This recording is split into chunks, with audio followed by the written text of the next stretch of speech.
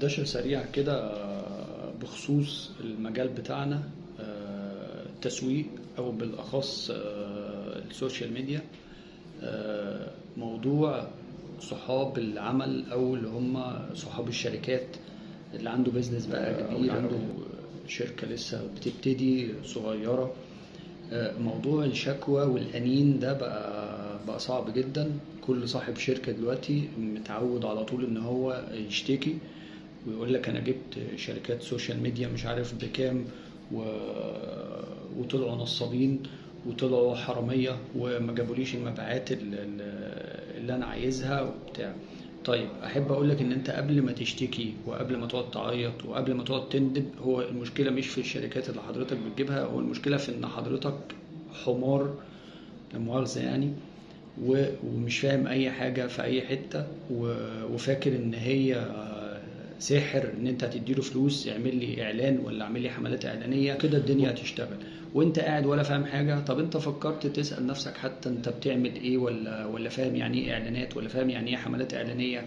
ولا انت لو فكرت تشتغل على نفسك تاخد كورسات لمدة معينة حتى يبقى عندك اللي هي المبادئ اللي تقدر تحكم بيها على الناس، بدل ما انت عمال تتهم الناس بالباطل. لان الموضوع ده منتشر جدا وبقى بيستفزني جدا في السوق، ان كل واحد دلوقتي عمال يقول عن الشركات دي نصابة والشركات دي مش عارف عملت ايه وخدت مني فلوس وبتاخد مبالغ رهيبة في الشهر. مبالغ رهيبة ايه اللي في الشهر اللي بتاخدها؟ وبعد كده يقول لك يعني بدون ذكر قيمة مالية ولا بتاع، انت عارف الناس دي بتعمل ايه ولا بتسوي ايه ولا تفاصيل الشغل اصلا ايه؟ لا، هو المهم ان انا المبيعات بتاعتي تعلى. مش مهم انا اشتغل على نفسي وافهم الناس دي بتعمل ايه وبتتعب في شغلها ازاي او تفاصيل شغلها. لا، انا بحكم وخلاص ان انا اديت الراجل ده فلوس، فهو الفلوس دي خدها رميتها له كده وما جابليش بيها ارقام وما عمليش بيها اي حاجه. انا عايز اقعد اشتكي واعيط بس، انما مش هفكر ان انا اشتغل على نفسي الاول واطور من نفسي عشان افهم الناس دي التفاصيل شغل بتاعها ايه، عشان ما اكونش برمي اتهامات بالباطل وبظلم الناس، عشان ده هتتحاسب عليه.